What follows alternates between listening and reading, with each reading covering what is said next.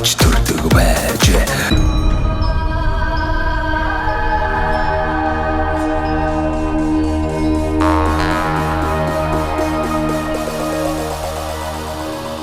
За, монголчуудаа Монгол эх орныг нь танилцуулдаг Сумдаа сайхан амьдрын нэвтрүүлэг маань энэ удаа Дундгов аймгийнхаа сумдуудаар тойроод хүн ардын айж амьдрал, ёс заншил, бүтээн байгуулалтыг одоо та бүхэнд үзүүлж байгаа.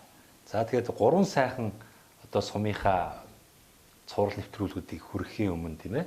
Одоо аймгийн дарга мөхч чулуунаас энэ гурван сайхан сумын бас онцлог юу вэ? Юугээрээ онцлог юм? Мөн одоо хэрхэн яаж хөгжих боломжтой талаар бас танаас тодруулга авъя. За мөн дээрээс нь бас таныг одоо энэ гурван сайхан сумын одоо гаралтай таны аав бол одоо энэ гурван сайхныг өнгөс сонсч ирсэн.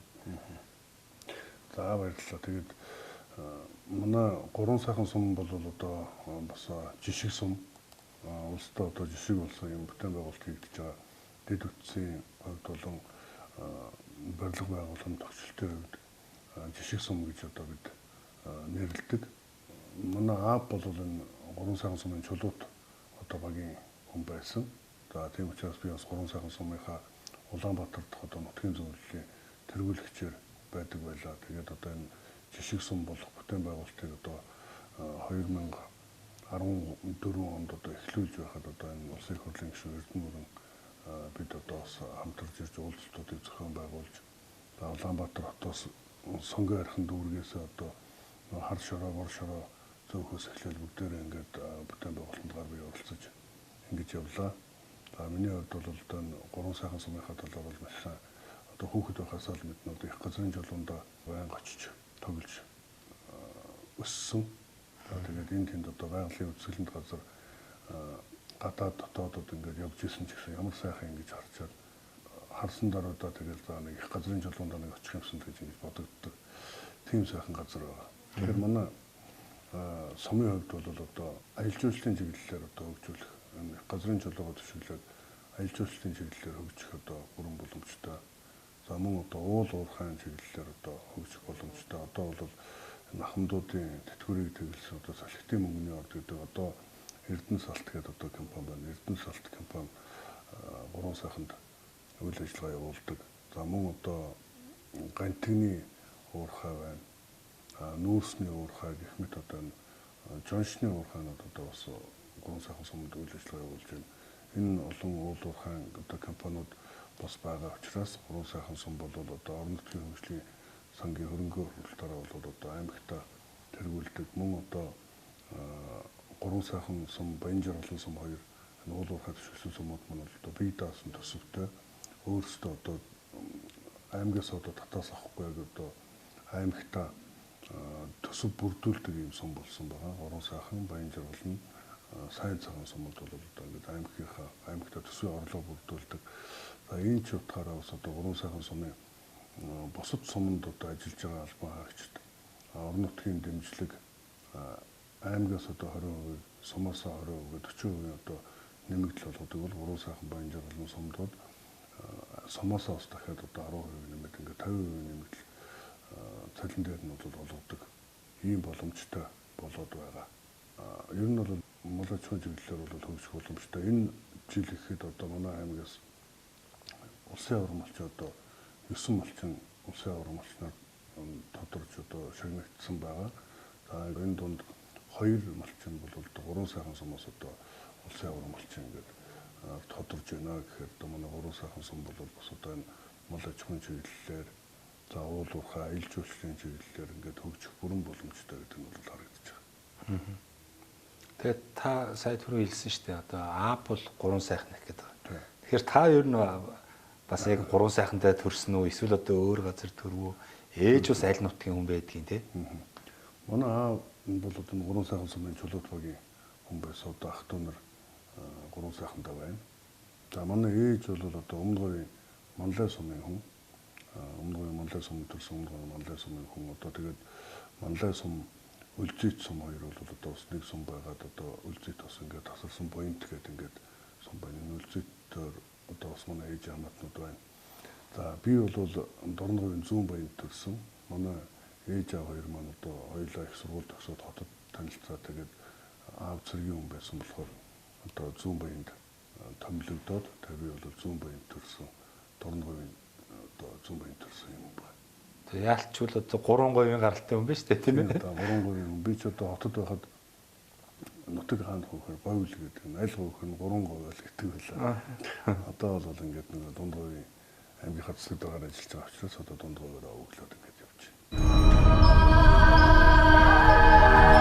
За монголчуудаа Монгол эх орныг танилцуулдаг сумдаа сайхан амьдрын нэвтрүүлгээ та бүхэндээ хүргэж байна. Ингээ 3 сайхан сумын засаг дарга инхт байтаа уулзж байна.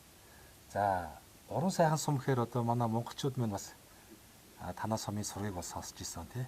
Сумаа маш гоё одоо хот хөдөөгийн ялгааг арилгах тал дээр нэлээд ажилласан, нэлээд тохилог одоо дид бүт сайхан хөгжсөн ийм одоо улсын хэмжээнд жишг болж байгаа сум гэж одоо яригддаг. Тэгэхээр сумынхаа тухай сайхан үүх түүхээс танилцуулаач.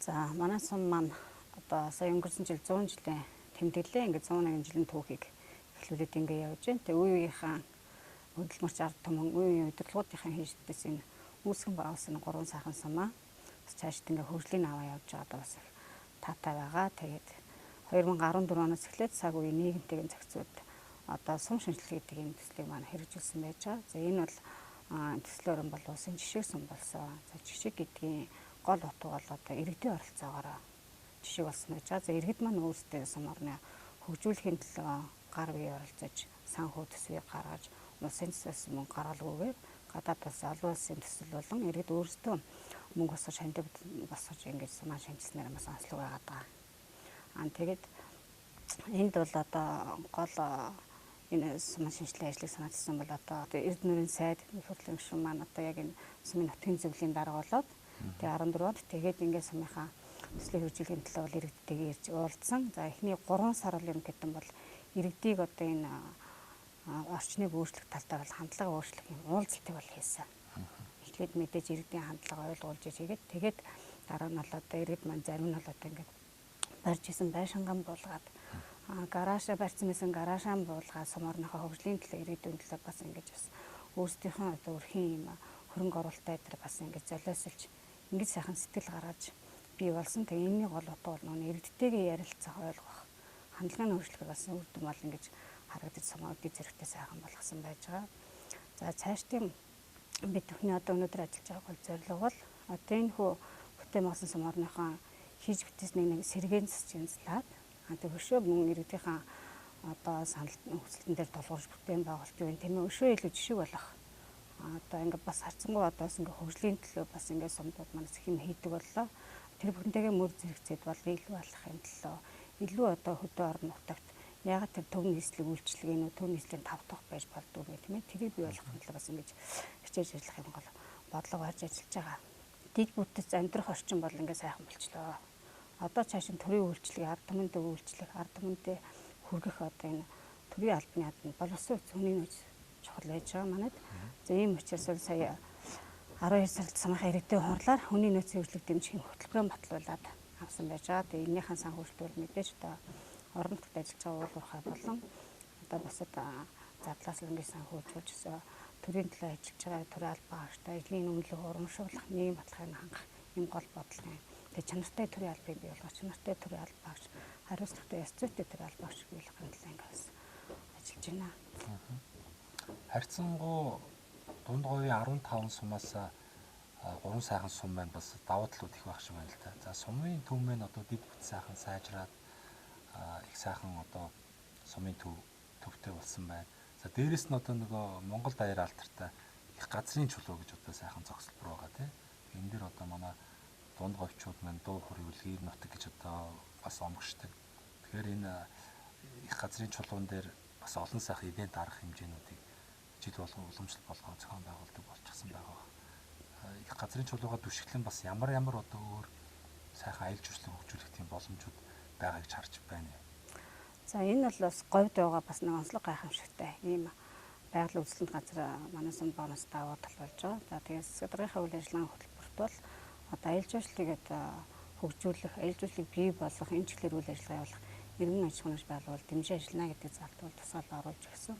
За тэгээ мөн одоо аймгийн удирдлагуудтайгаа хамтраад, нутгийн зөвлөлтөйгөө хамтраад энэ байгалийн сайхан усны газар сурталчилж олон түмнийг татах.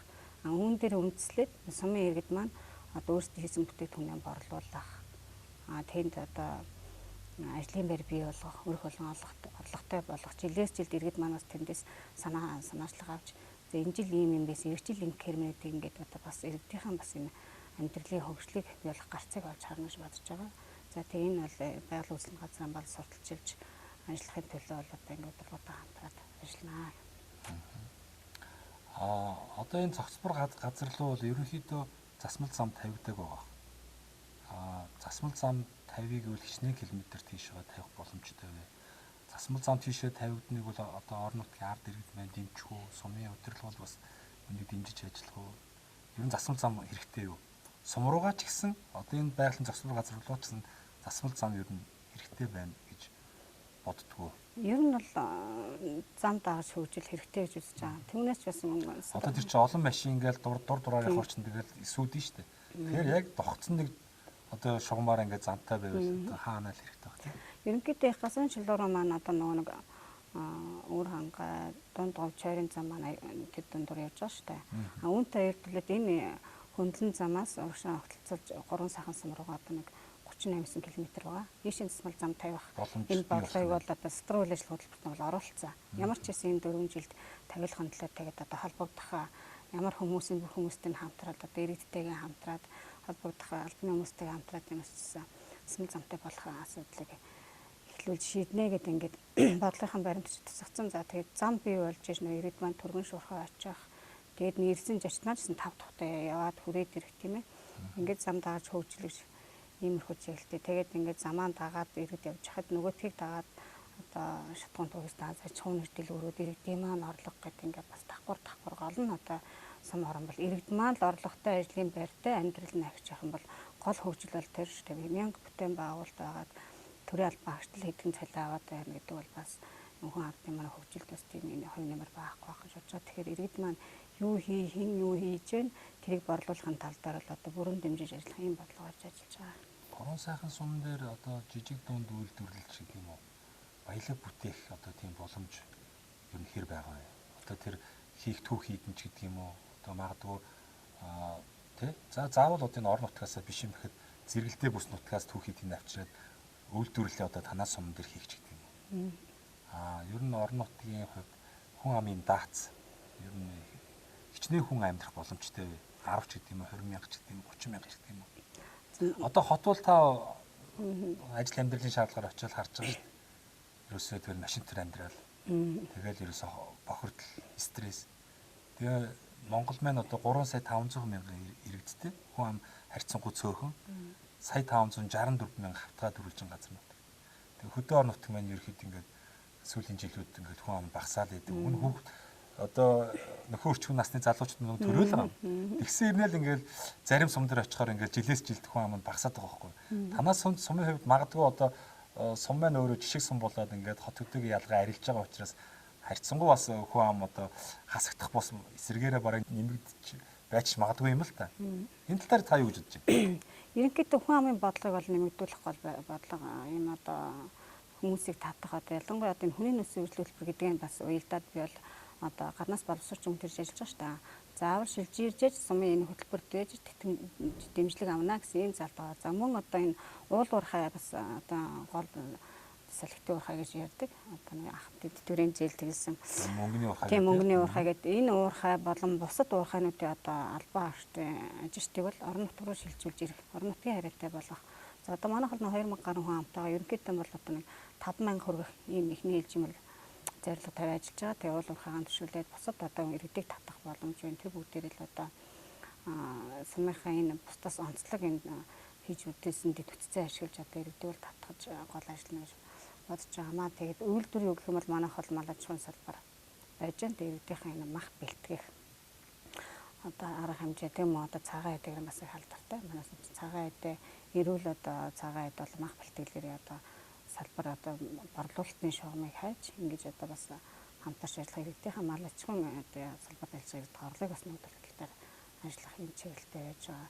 За жижиг дунд үйлдвэрлэлийг бол одоо байрны асуудал бол манайх бэлэн байж байгаа. За нөгөө бүтээн байгуулалт үеэр манай мянгатууд маань мянгатын сан гэж байгуулаад тэг өөрсдөө хөрөнгө гаргаад ингээд жижиг дунд үйлдвэрлэлийн байр гэдэг ингээд ийм 7 онцлогоос бүх ийм бүтээн байгуулалтыг барьсан байж байгаа. За энэ дээр бол одоо энэний одоо халаалт бусад дэд үтсийг бол одоо орон нутгийнхаа хөгжлийн сангаар шийдвэрлэж ашиглалтанд оруулаад тэнд маань иргэд маань ирээд одоо эдлөө хийнэ үү, талхаан барих нь үү, тийм ээ, цагаат дэгэм борлуулах уу, энэ бүх ямар ч ажлын байр нь бол ингэж бий болгож хөтөл дээр бас үйл ажиллагаа төлөвлөж тусгаад одоо хүмүүс энэ жилдээ юм бол байрын ашиглалтанд оруулах талаар шийдвэрлэж явж байгаа. Одоо хоршоолох хөдөлгөөч гэдэг юм уу?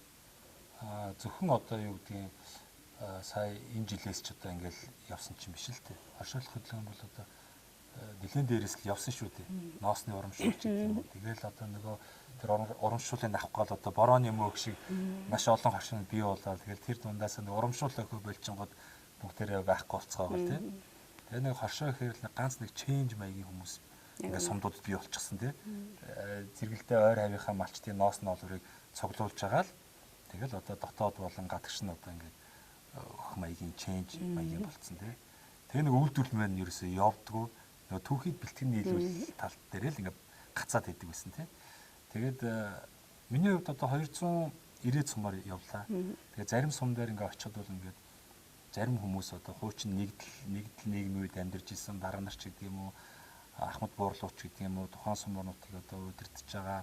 За одоо сумандаа сайхан одоо аж ахуй эрхлээ ажиллаж байгаа томоохон аж ахуй компани ингээд эрхлээд явж байгаа хүмүүс хүртэл нэг ийм онол гэх юм уу, одоо нэг ийм боломж байна гэж илэрхийлээд байгаа байхгүй.